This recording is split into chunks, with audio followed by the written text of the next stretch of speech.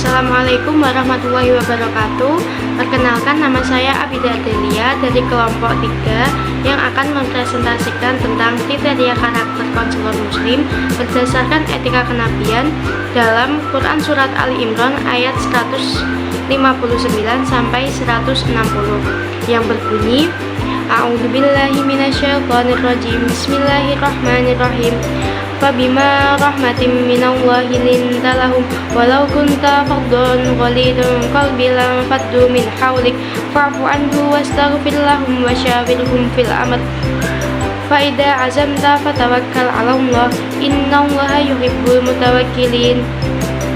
Iyansurukumullahu fala ghaliba lakum wa iyahdukum faman dalladhi yansurukum min ba'di wa 'alallahi falyatawakkalul mu'minun. Poin pertama yaitu kesabaran. Seorang konselor muslim harus memiliki sikap sabar, lembut, dan tidak kasar dalam berinteraksi dengan seorang konseling. Hal ini sangat penting karena pendekatan yang lembut akan membuat konseling merasa nyaman, dihargai, dan lebih terbuka untuk menyampaikan permasalahannya. Sebaliknya, jika seorang konselor memiliki sikap yang keras dan tidak sabar, konseling bisa merasa tertekan, bahkan menjauh dari kita, sehingga proses konseling tidak berjalan dengan efektif. Oleh karena itu, kesabaran menjadi kunci utama dalam membangun hubungan yang baik antara konseling dengan konselor.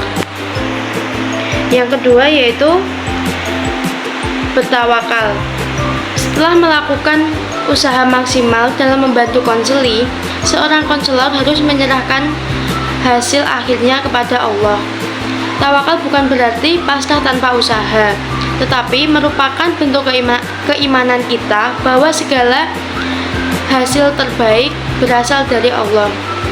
Dengan bertawakal, seorang konselor akan lebih tenang dalam menjalankan tugasnya dan senantiasa memohon petunjuk Allah agar setiap proses konseling memberikan manfaat yang terbaik bagi konseling. Selanjutnya, perkenalkan, saya Anggun Fadila. Saya akan menjelaskan poin ketiga yaitu lemah lembut. Di sini Nabi Muhammad menjadi teladan dalam bersikap lemah lembut seperti yang terjadi pada peristiwa perang Uhud yang dijelaskan di dalam surah Al-Imran ayat 159 dan 160.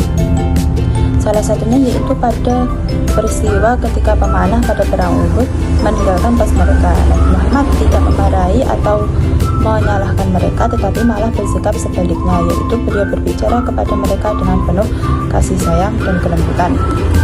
Dalam konteks bimbingan konseling Islam, hal ini sejalan dengan peran Nabi, yaitu menyempurnakan akhlak manusia.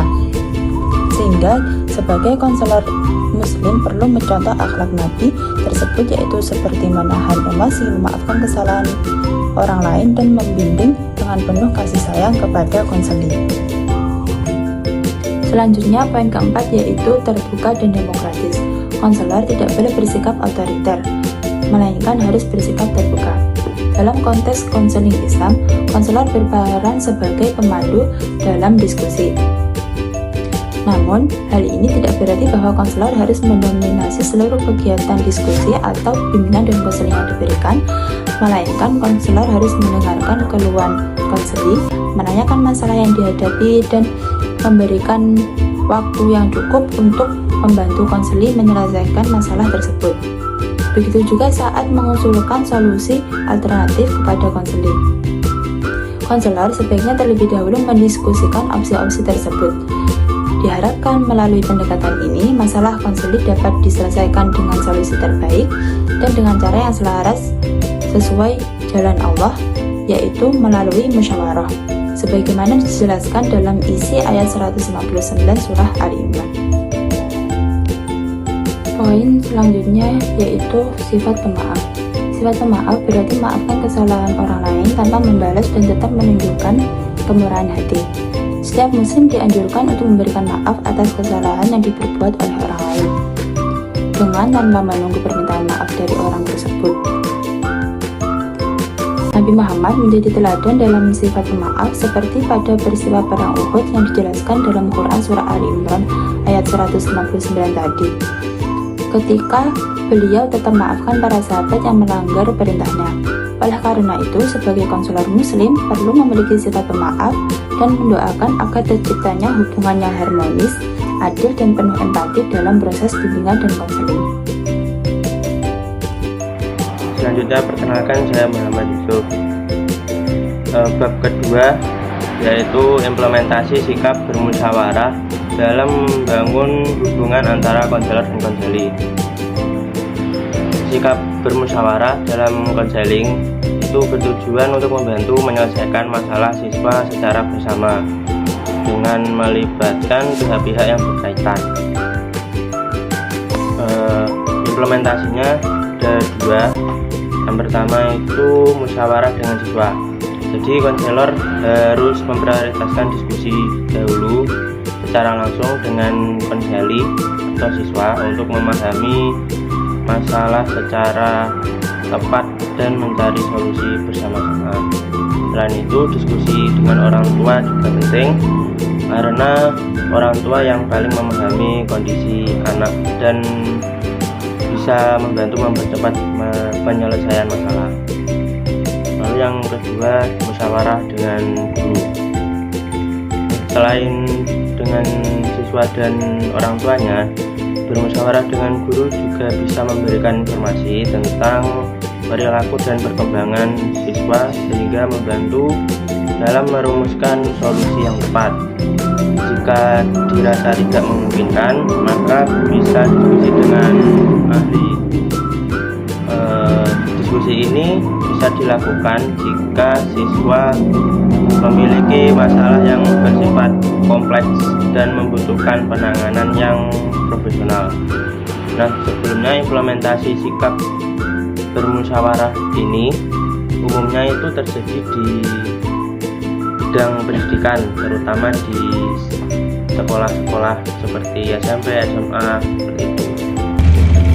Masuk stabilitas emosional konselor.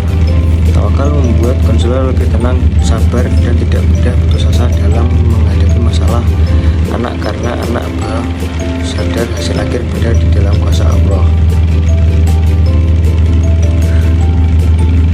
Nah, hari ini karena konselor menyadari bahwa tugasnya hasil akhir berada dalam kuasa Allah, stabilitas emosional ini menjadi konselor lebih konsisten dan tidak mudah menyerah.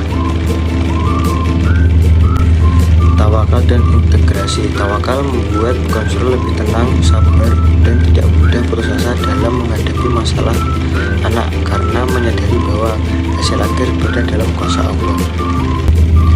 Pengolahan masalah konseling.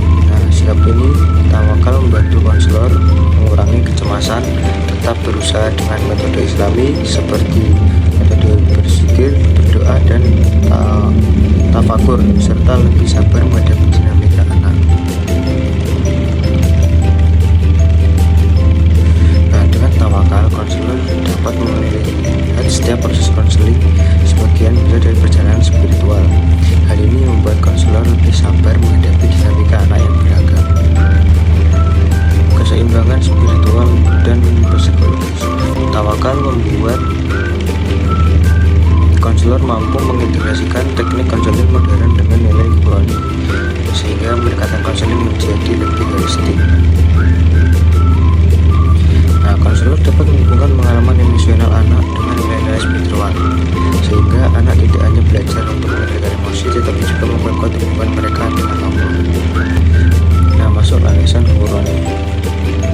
Quran Surat Al-Imran ayat 159 menegaskan bahwa setelah berikhtiar konselor harus bertawakal kepada Allah sehingga profesionalitas tercermin dalam kesabaran, keikhlasan, dan keyakinan. Nah, tawakal membentuk konselor yang profesional karena mereka tidak hanya menguasai teknik konseling, tetapi ia juga memiliki keteguhan spiritual. Sikap ini menjadikan konselor lebih sabar, ikhlas, dan tenang dalam menghadapi berbagai problematika anak, sehingga konselor mampu menjaga keseimbangan antara aspek psikologis dan spiritual sehingga pendekatan konseling ini lebih menyeluruh dan efektif. Lalu yang terakhir itu kesimpulan. Nah, kesimpulannya, keberhasilan dalam bimbingan konseling Islam itu bergantung pada integritas konselor yang meneladani etika kenabian. Nah, karakter utama yang harus dimiliki itu ada sikap lemah lembut, pemaaf, dan terbuka atau bermusyawarah. Nah, apa gunanya? Gunanya itu untuk membangun komunikasi terapeutik yang kuat. Nah, selain itu, kompetensi teknis konselor harus memiliki landasan spiritual berupa tauhid tawakal, dengan menyadari bahwa hasil akhir adalah otoritas Allah. Integrasi nilai Al-Quran inilah yang membedakannya dengan konseling sekuler demi mencapai kebahagiaan dunia dan akhirat. Sekian, terima kasih.